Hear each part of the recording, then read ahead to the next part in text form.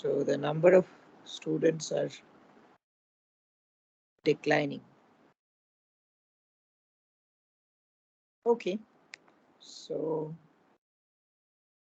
uh, as I said, that today onward we will start the last part of the um,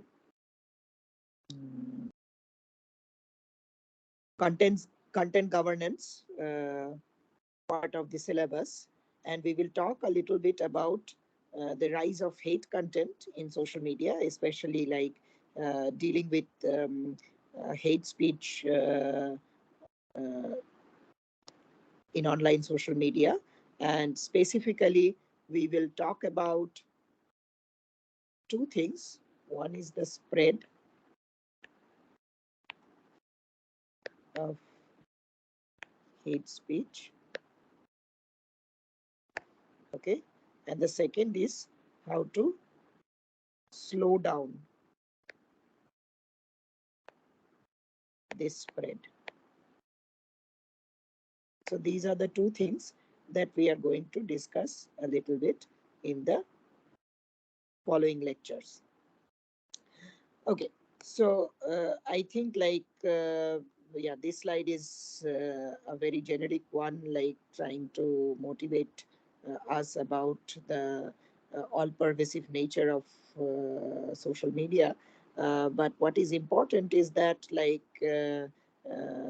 many of us have started uh, consuming most of our news from the social media these days. So if you consider, like, we have some news diet every day, so that diet is now primarily composed of the contents that are getting flashed on the social media.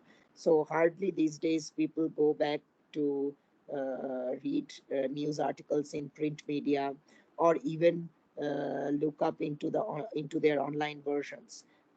Okay, so most of the news feed that comes on social media is actually one of the primary sources of news consumption for the en masse. So especially for the US population, in fact, it has been like found that around 70% of the people actually rely on social media to get their daily news quota, or to fill up their daily news diet. So that's a huge mass actually. So now, of course, social media has a lot of positive uh, consequences, like it has uh, closed the uh, distances. It has allowed us to establish collaborations far out. It has enriched our information space. It has given us new opportunities in different ways. But then, with all this, with all good things, there are certain bad things that come up. And of course, social media is not an exception. And there are quite a few of this. We have already looked into the following um, concept of increased polarization through fake news and false rumor.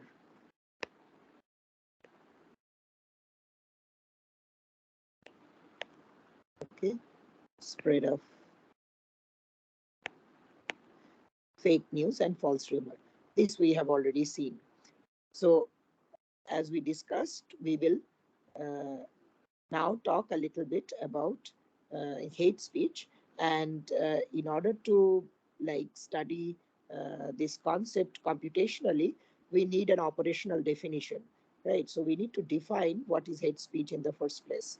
So in order to do this, we will resort to a very well-known definition that was provided first by Twitter in its hate speech policy, and then it got modified and finally got a very concrete shape in the following way. Okay, so it says that it is some form of a public speech. Okay, so it's open to public view, right? So it's some form of a public speech that expresses hate or encourages violence towards a person or a group. It could be toward an individual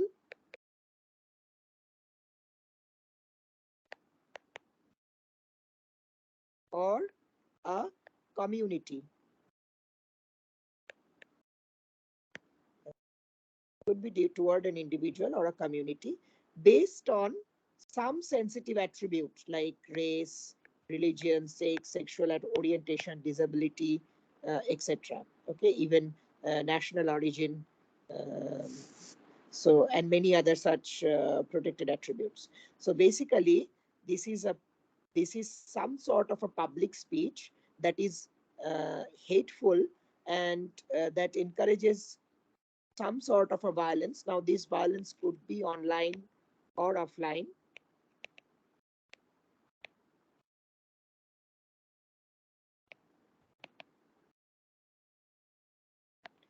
Okay? This could be either online or offline, and this is usually hurled towards a person or a group, and this could be based on some sort of a sensitive attribute, including race, religion, etc. Okay, so in our studies, we will mostly focus on the group level hate speech. Okay? So basically, this is a form of hate speech which is hurled toward a group. This group can be so we usually call it a target group or a victim group.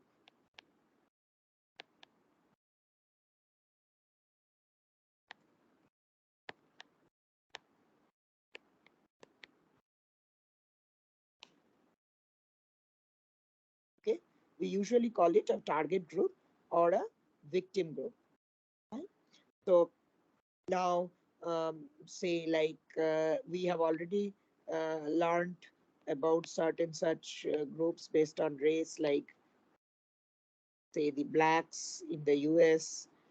Then there are religion-based victimization. There are sex-based victimization, especially toward the female gender. Then there are disability-oriented victimization.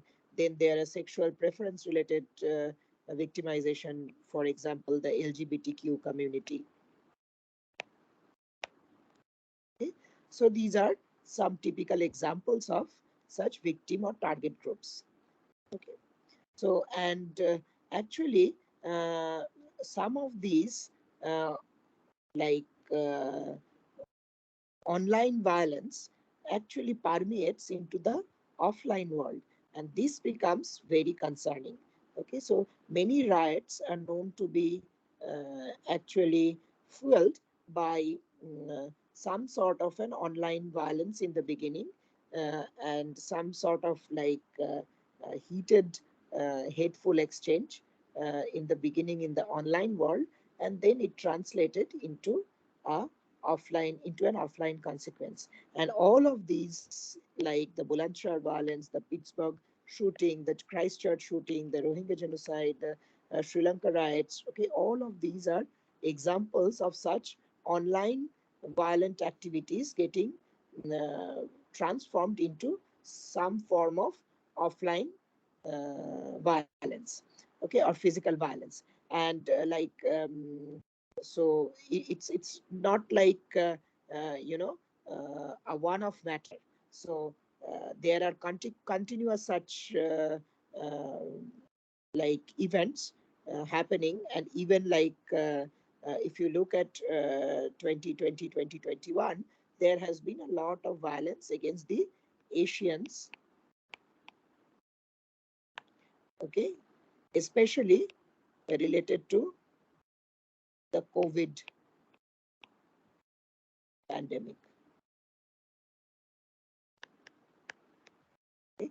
And at one point in time, people started calling it the Chinese virus, and so on. Okay? And there has been a lot of hateful exchanges, a lot of offline victimization or physical victimization has been like witnessed in various parts of the world uh, based on this particular um, like Chinese virus infodemic. Okay, so and this is not like limited to a single platform. Like multiple platforms actually have seen rise of hateful content. So here there is one example from Twitter. Then there is one example from WhatsApp. This is a Indian language WhatsApp group, uh, and then there is one example from a slightly less known web portal called Gab, and we are going to talk a little bit more about this particular platform. So our entire analysis of the spread of hateful content is around this platform, because we will see that this platform has certain like points which make one believe that this is like a breeding ground for a lot of hateful content. Okay, so so like, and then the problem is that with this kind of online activities, uh, it soon gets like, you know, proliferated a lot. So the issue is that suppose there is uh, uh, a physical violence, so it's kind of, you know, one off. The moment that happens, like there is some, say, intervention, and then like after the intervention, it everyone forgets it. But in the online world, this is not the case. So once a hate speech is hurled, unless a platform comes in and moderates the hate speech, it keeps on circulating again and again into the platform. Okay, and people who tend to, like, you know, already be against certain community, they try to like you know, subscribe to this kind of hateful content, and this results in some sort of an echo chamber that we have already learned earlier. But now this is an echo chamber not of fake content, but an echo chamber of hateful content.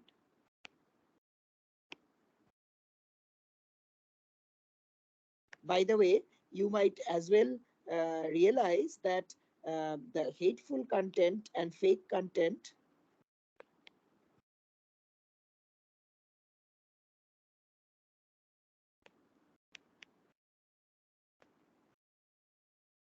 have a lot of handshaking between them.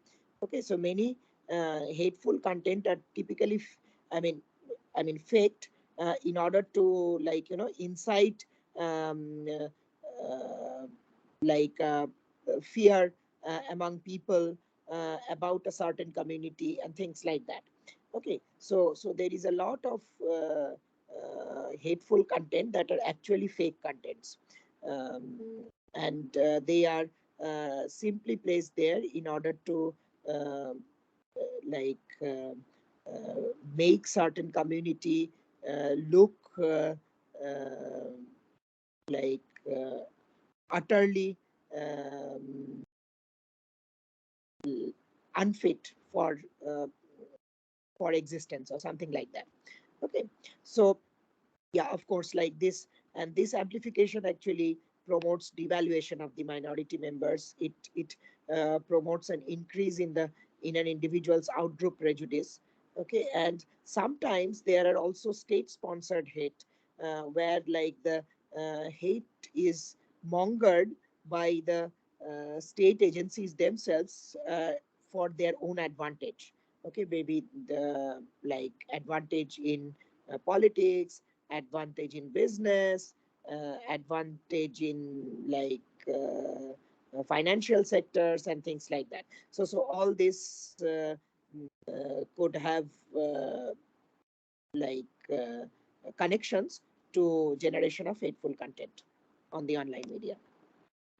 Okay, so the first thing that we are going to talk about is this paper on spread of hate speech in online social media.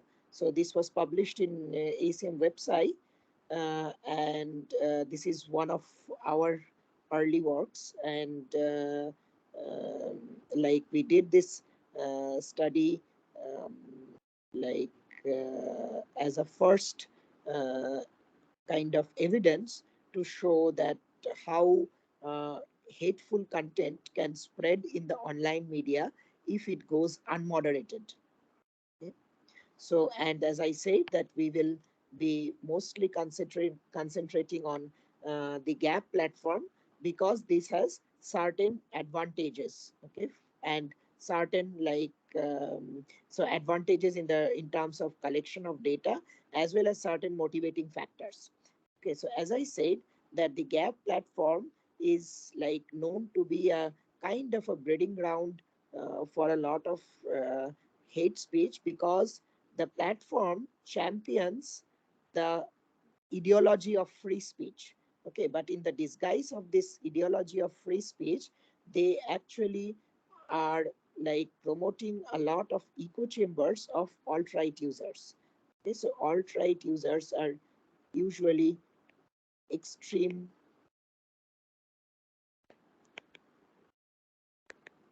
rightist users. Okay? And it is similar in terms of like posting content and like having replies to those contents. So it's exactly similar to as how to the way how Twitter functions. However, the moderation policy is much less strict than Twitter. So Twitter has a very strict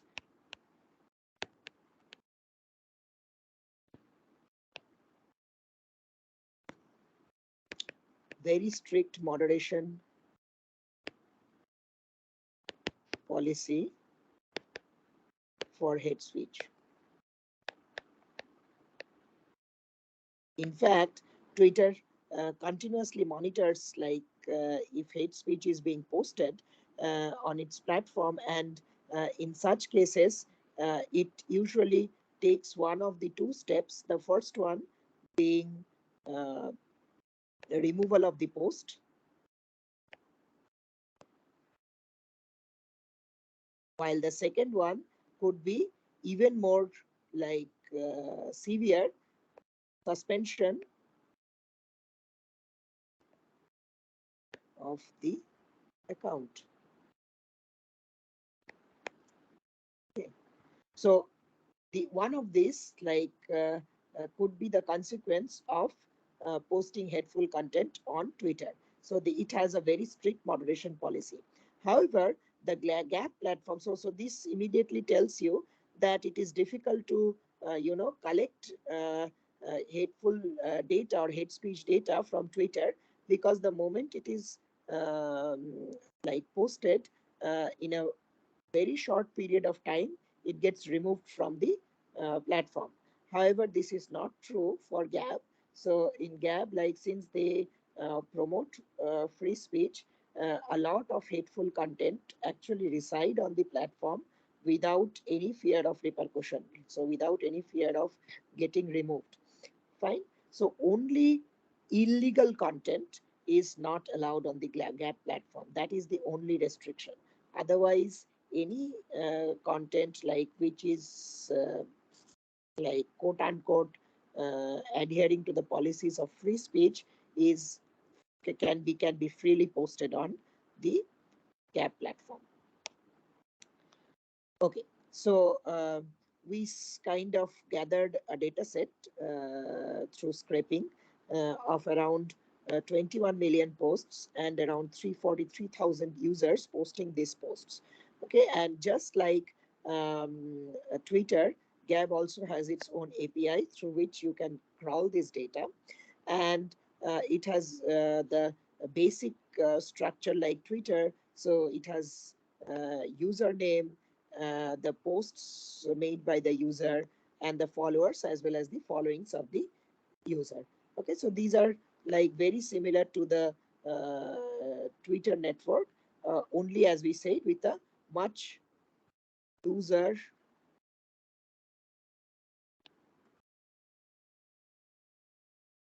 moderation policy.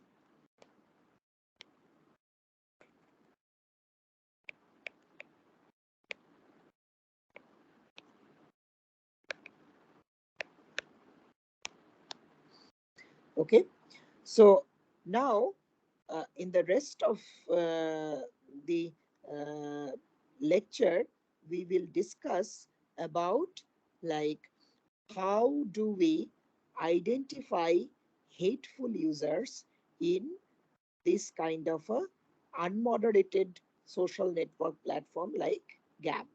Okay, so this particular slide actually gives you a top level flowchart of what we are going to do. Now, in the next few slides, we will expand each of these points, okay, and see how we have actually executed this task. So our task at hand is to identify hateful users on this platform and see if the messages posted by these hateful users are actually like highly prevalent or highly um, like infectious in the network, okay, compared to a post by made by any random user. So you have some hateful users and you have some non-hateful users. Okay, and your idea is to check like whether the posts made by the hateful users actually spread wider and deeper in the network compared to innate users. So this is your question. So you try to ask this question that whether the posts made by the hateful users are they becoming more viral in the network compared to the non-hateful users. So for this, what you do is you first identify a seed set of hateful users. And how do you identify the seed set of hateful users?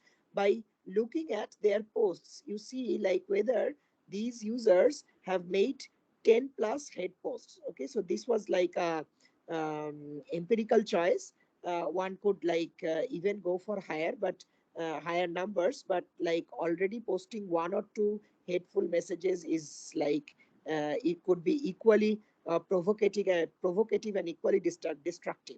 So therefore, like this is nearly a number, and like even single or two hateful posts from a user could be enough to suggest whether that user is hateful or not, because that single post might be extremely destructive. For instance, if you look at this particular post made, let me make it a little bigger.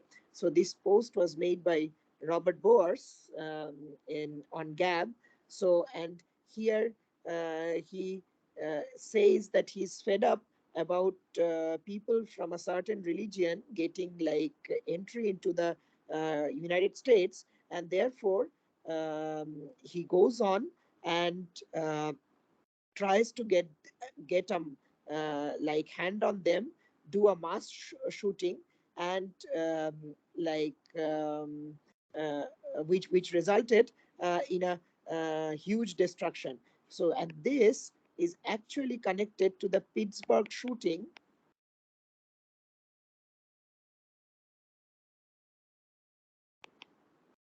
whose example I showed you a little earlier. Yeah, so this one. Okay, so this Pittsburgh shooting incident. So the uh, primary accused was Robert Boers.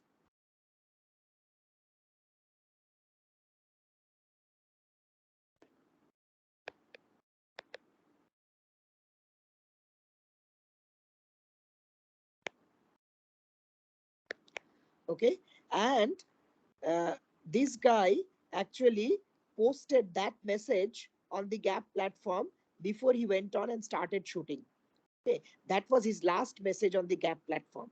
And as you can understand, that message is like enough to designate Robert Boers to be a hateful user.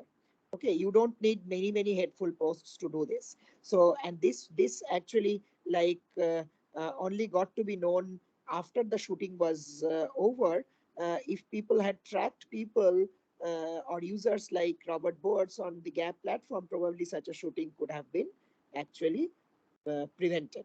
But as you understand that due to the loose moderation, this was never done, and therefore, this unfortunate event took place. And in fact, after this particular event took place, the Gap server was shut down for next 7 days, and they had to face certain repercussions from the U.S. government and the uh, FBI and certain other investigative agencies. But finally, like they managed to come through it, and the server was again set up. Okay, so that shows like how detrimental even a single hateful comment could be on a particular platform. In this case, Gap. Okay. Okay, so then, like after we have managed to get a handful of hateful users, we try to increase this set. Okay, we try to increase the number of hateful users based on some heuristics. Okay, so in order to uh, like um, uh, execute this heuristic, we construct two networks. First is what we call a repost network, and then is what we call a belief network. And then, like, uh, uh, we do some sort of a propagation algorithm. So, this is like a simple diffusion model that we run on this belief network in order to identify the other hateful users. So, this is a heuristic. So, and the idea is that, friends of these hateful users would also tend to be hateful. Okay, so and this friendship is a special term that we are going to quantify in a moment. Okay, so we will see like how we will do this, and then finally we will land up uh, to a score which we call the belief score. And if the belief score is between 0.75 to 1, we consider these users to be hateful users. Okay, and we will land up, as we'll see, to around 2,300 such hateful users, whereas those which have a belief score between 0 and 0.25 are what we call the non-hateful users. So these are the two groups, the hateful and the non-hateful users. Okay, and that is like close to 59,000 such users that we'll end up to. So, and as you see, like the range 0.75 to 0.25, this is kind of a hazy range. And we leave it out. We do not consider these users at all. Okay? Because it is very difficult to say something conclusive about these users. Now, immediately, I think there is a question rising that how do we compute these belief scores? Where do these belief scores come from? And this is what we are going to learn in the next few slides. Okay, so the first thing that I said is that you have to somehow identify the first set of hateful users, the initial seed set of hateful users. Now, how do we do that? So, in order to do that, as I said, that we have to find out whether they have posted some hateful comments. Now, how do we identify what is a hateful comment? We find out like certain we find out if in their comments certain high precision hateful keywords are present. Now, how are these keywords obtained? There are databases which host a large number of hateful keywords. Okay, so one such database is called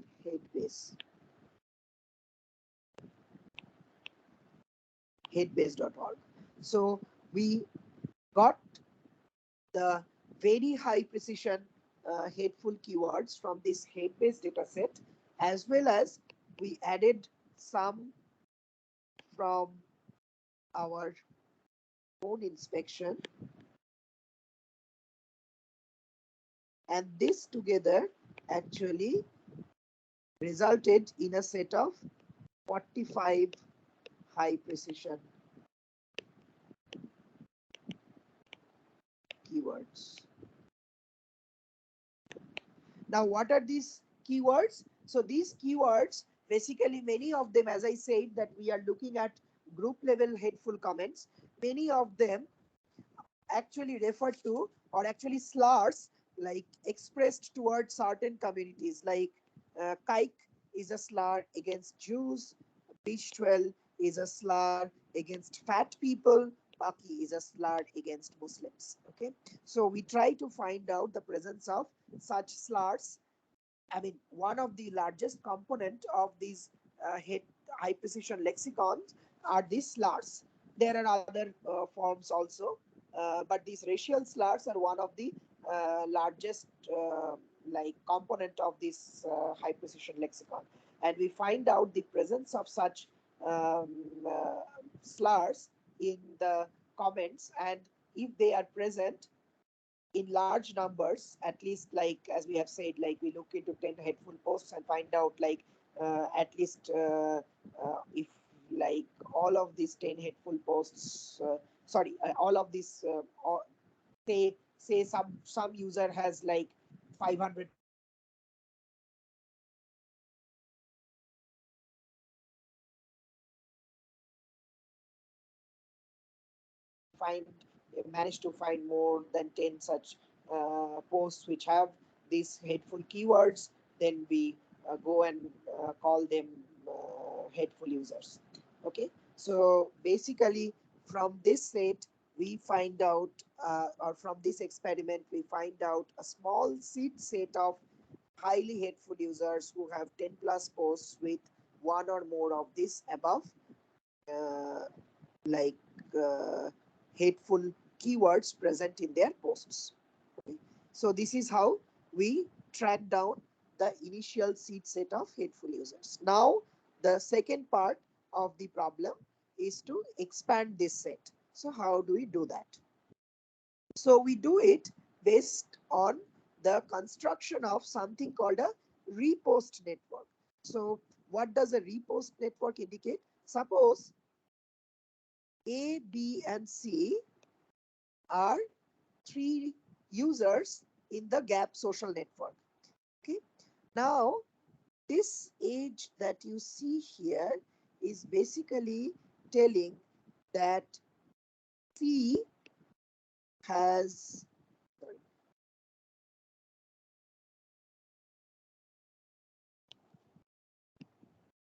C has or user C has made 5 reposts of the messages posted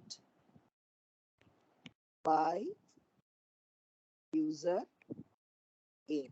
So this is how you read it. Okay. So basically, you read it as the node C or the user C has made 5 reposts of all the posts that have been made by user A. Okay. So, and the self loop here says that user C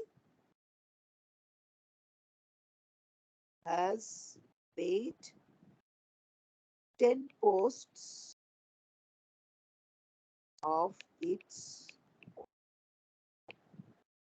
So user C has made 5 reposts of the posts done by A, and it has made 10 posts of his own. Similarly, user A has made 17 posts of itself,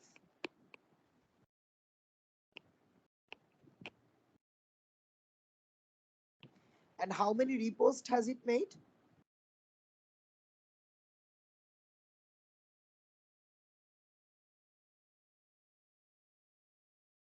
How many reposts?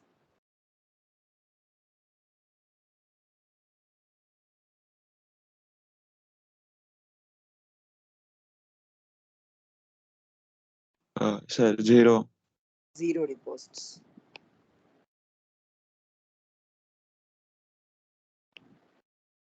Okay, so it has made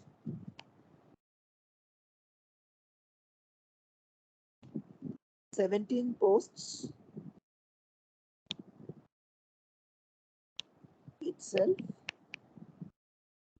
and 0 reposts.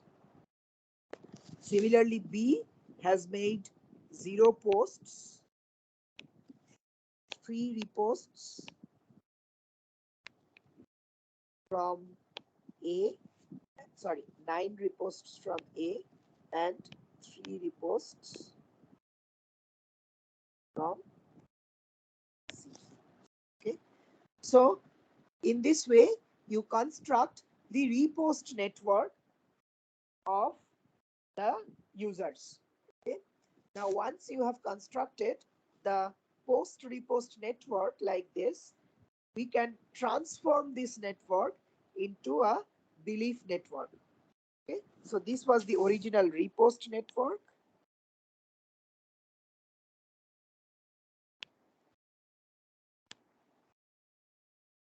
and this is the belief network.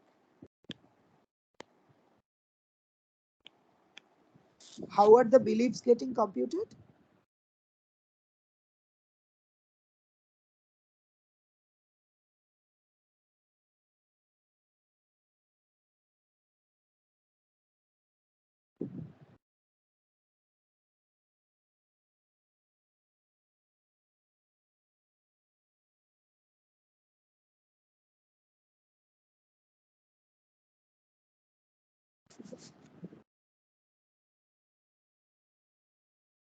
Huh?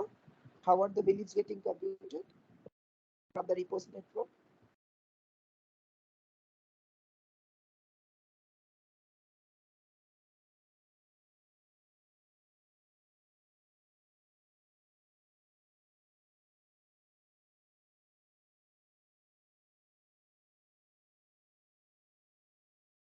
Uh, so if a user has made a post, divided by total number of posts made by that user. Okay, so basically, if I try to say belief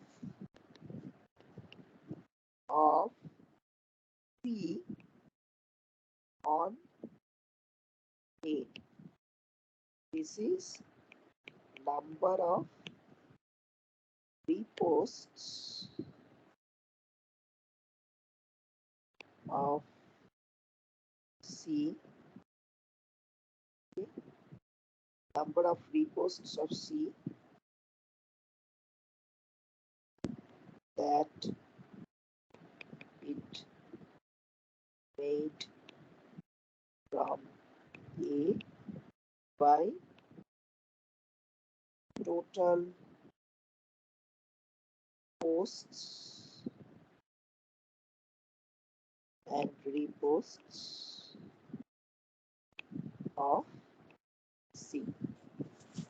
Okay, so this is how much number of reposts of C that it has made from A, that is 5 by total number of posts plus reposts, that is 15.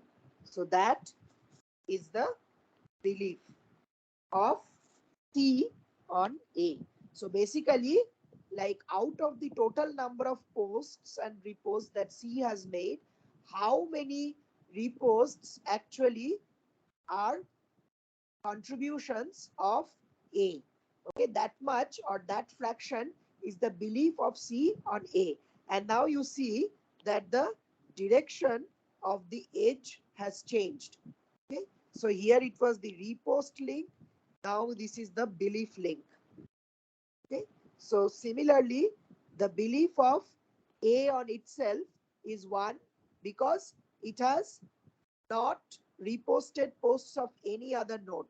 Okay, it has just posted itself. So it's 17 by 17. Fine. So that is its belief on itself, and it has no belief on the others. And in the same way, belief of B can be calculated.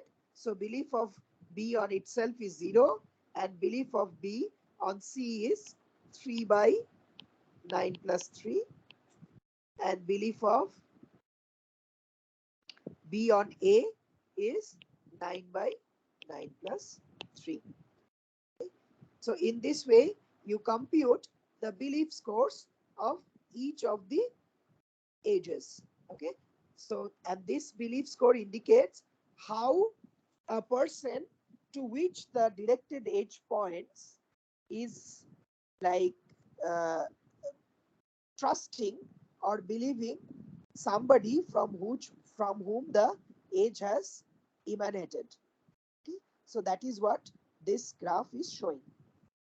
So now once you have these belief scores, we start the diffusion algorithm in order to find out those nodes that are like likely hateful. Now I told you that we have a seed set of hateful users.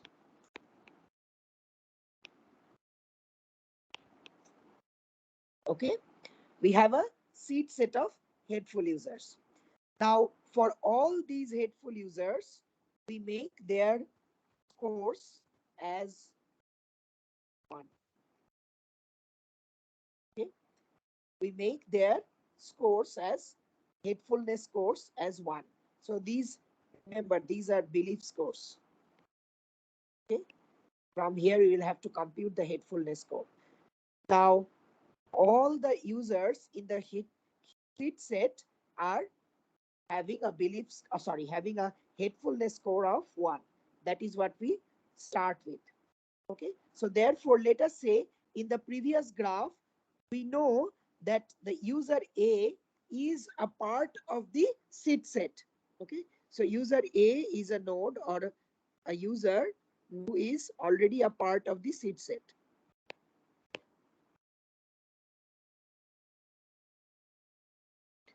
Now therefore user A has a hatefulness score of 1. Now using this hatefulness score of A and these belief scores that we have on the edges, can we make an estimate of the hatefulness scores of B and C and other neighbors of A, other such neighbors of A to which A is connected with some belief edge. Okay. So in order to do this, we use a very simple diffusion model called the Degroots model. So basically, this is an iterative process which tries to compute step by step the belief score of each of the neighbors of the initial seed set of hateful users. Okay. Now, for instance, if I want to calculate the belief score of the node C, sorry, the hatefulness score of the node C. Okay. So let's say the hatefulness score of the node C is equal to the belief it has on, it has belief on only node A, and that is 0.33. into the hatefulness score of node A plus belief on itself into the hatefulness score of itself. Okay, so this is how we compute the hatefulness score of a particular node, and we compute, as I said, in steps. So I plus 1,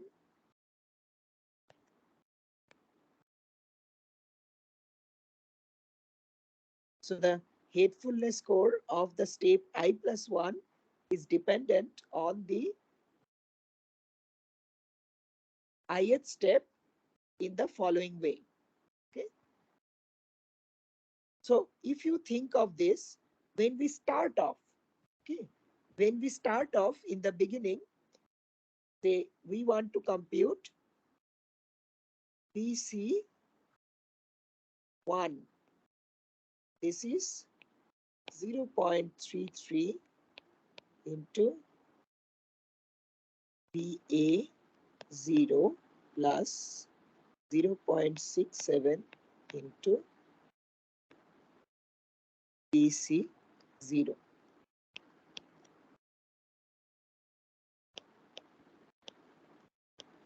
So what is the hatefulness code of A? We have already decided that this is part of the seed set. So therefore, what is the hatefulness code of A?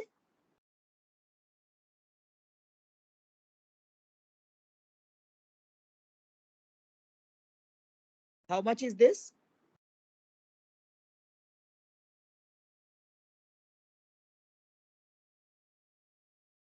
What did we set the hatefulness code of A to be?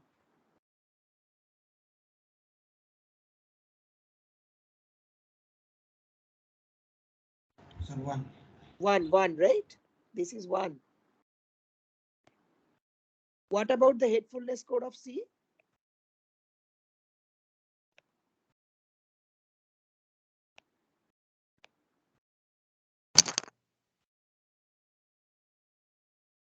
What about the hatefulness code of C? At the 0th step?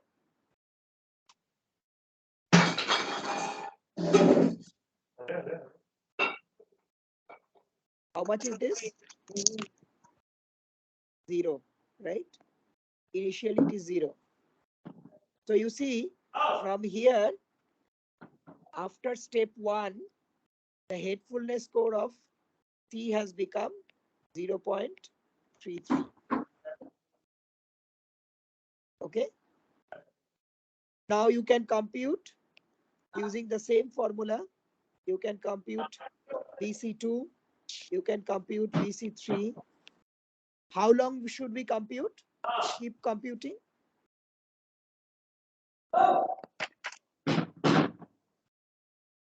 Somebody is on unmute. How long should we keep computing?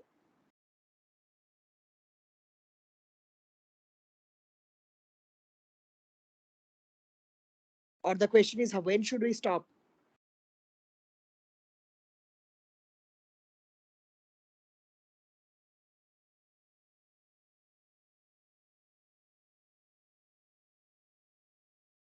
What is your best guess? When should we stop?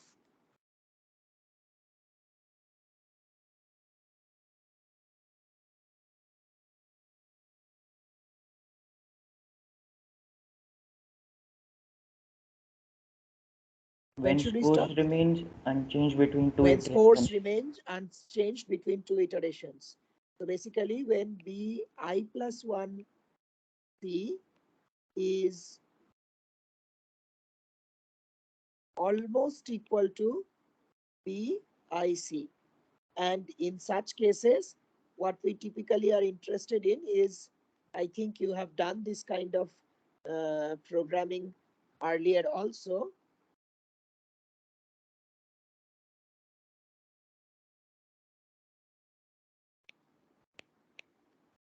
This should be far less than epsilon where epsilon is very small.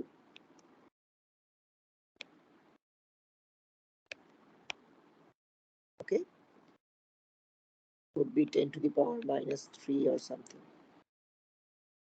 Okay, so this is how you conduct the diffusion. Fine. So, and at this point, you will have some hatefulness scores for each of the nodes here, right?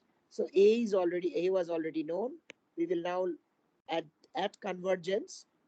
So convergence is a time when like you have a condition similar to this. So at this point, you will have some values for some hatefulness values for B, C, and all the other nodes in the network. Now, now you decide like if this value at convergence is between 0.75 to 1, then you consider this particular node to be hateful. KH means known hateful. Okay? And if it is in 0 to 0.25, then you consider it to be non-hateful. Okay, so this is how you arrive at the hatefulness scores for each of the individual users using a simple heuristic. Okay, so and like uh, so this process is actually very welcome because it is very fast. So this diffusion actually is very fast, although there are no like theoretical convergence guarantees, but we have seen like on a realistic social network like this, the convergence is very fast, like within 4 to 5 iteration the model converges. Okay, and you get the belief or you get the hatefulness scores for all the individual nodes. And once you have the hatefulness scores of all the individual nodes, you know like which nodes are hateful and which nodes are non-hateful. And now you are in a position to actually compare the messages propagated by the hateful users and the messages propagated by the non-hateful users. But before that, we will do some further analysis to see like how good is this diffusion model. Like tomorrow I'll talk a little bit about this. Like we want to like verify that whatever we have identified, like those that are between 0.75 and 1, are they really hateful users? So, and those that are between 0 and 0.25, are they really non-hateful users? Can we do something to verify that this is true so that we have more confidence in the heuristic that we have developed? And therefore, our results that we show later are more robust. So if this detection is foolproof, then the results that we are going to obtain later are going to be robust. So this is what we wanted to check. And this is what we will see how we can do this, how we can verify whether the users that we have identified as hateful and non-hateful are indeed hateful and non-hateful. Okay, so you'll see how to do this, and then we will go on into studying the message propagation by them. So we'll stop here.